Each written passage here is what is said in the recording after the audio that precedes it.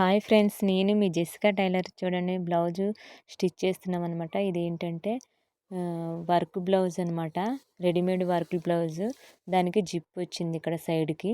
కాబట్టి చూడండి, ఇక్కడికి కుట్లు వేయాలన్నమాట. అయితే జిప్పు ఇలా మడత పడిపోతుంది, మళ్ళీ వేసుకోవడానికి అవ్వదు.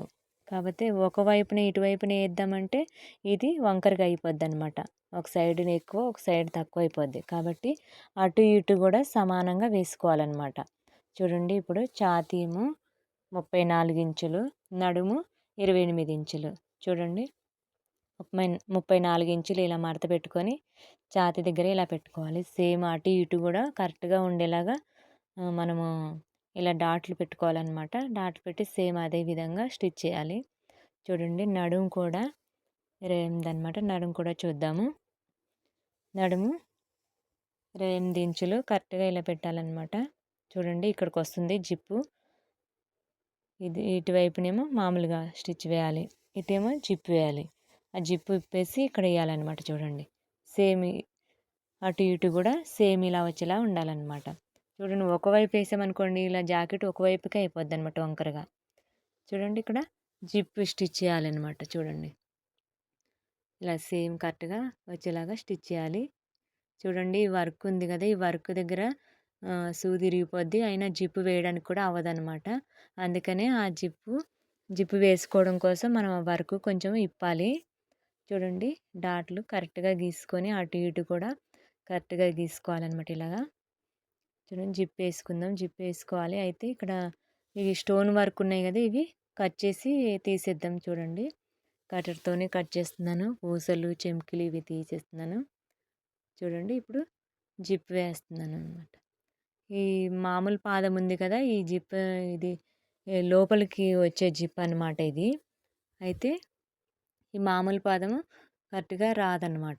ఈ పాదం తీసేసి జిప్పర్ పుట్టు పెట్టుకుందాం ఇంకొకటి. చూడండి, దీంతో నీట్గా రాదనమాట. ఇది తీసేసి ఇంకోటి జిప్పర్ ఫుట్ ఉంది కదా, దీన్ని పెట్టుకుందాం మనం.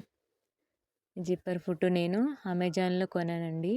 జిప్పర్ ఫుట్ చూసారా ఎంత ఉందో, చిన్నదే కానీ దీనికి చాలా రేటు, 290 రూపీస్ అనమాట.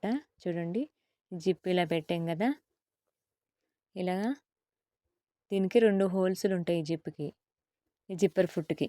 అటువైపున కుట్టేటప్పుడు అటువైపు పెట్టుకోవాలి, ఇటువైపున కుట్టేటప్పుడు ఇటువైపు పెట్టుకోవాలి. చూడండి, ఇటువైపు అయిపోయింది.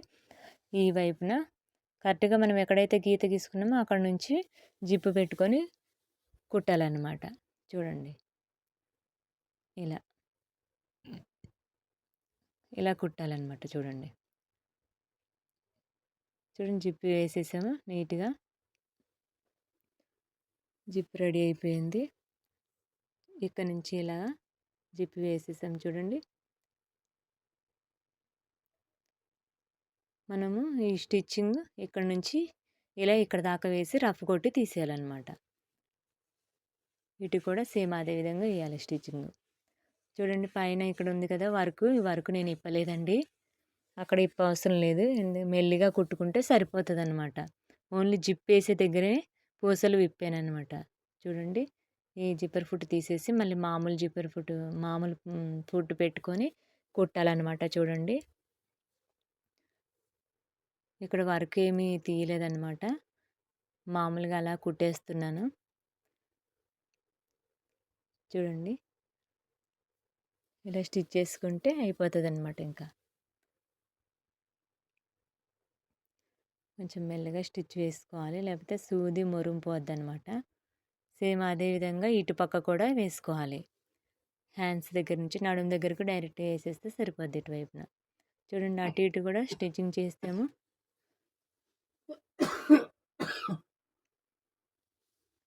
చూడండి, తిరిగేసాము. బ్లౌజ్ రెడీ అయిపోయింది. వాళ్ళ సైజు ప్రకారంగా మేము స్టిచ్ చేసాము.